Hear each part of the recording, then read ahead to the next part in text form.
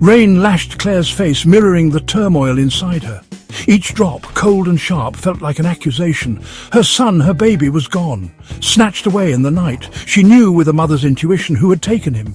Martin, the man who promised forever, now a looming shadow of fear in her life. She stood soaked and shivering at his doorstep.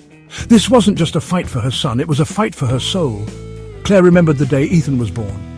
Tiny fingers gripping hers, his cries music to her ears. Martin, eyes shining with pride, held them both close. But the man holding Ethan hostage was not the Martin she knew. Fear, that insidious beast, had twisted him, turned his love into a weapon.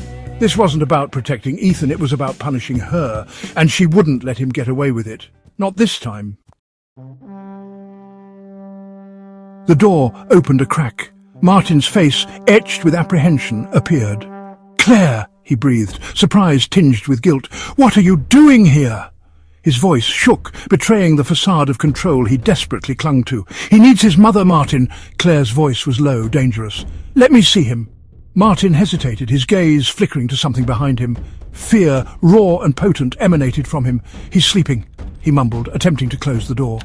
Claire slammed her hand against the wood, stopping him. "Don't lie to me," she hissed, pushing the door open further. Her eyes, blazing with maternal fury, met his.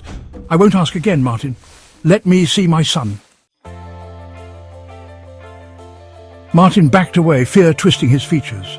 He knew Claire. Her quiet strength was more powerful than any storm.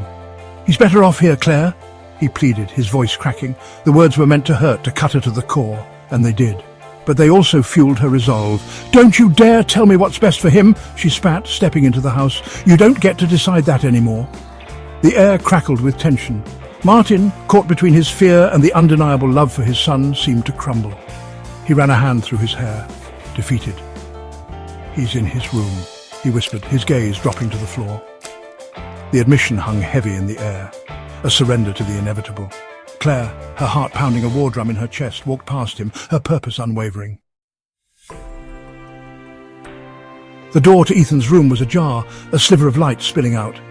Claire pushed it open gently, her heart clenching at the sight of her son. He lay curled up in bed, his face peaceful, clutching his favourite teddy bear. Her Ethan, her beautiful boy. The anger that had fueled her journey dissipated, replaced by an overwhelming wave of love. She wouldn't let fear dictate their lives anymore.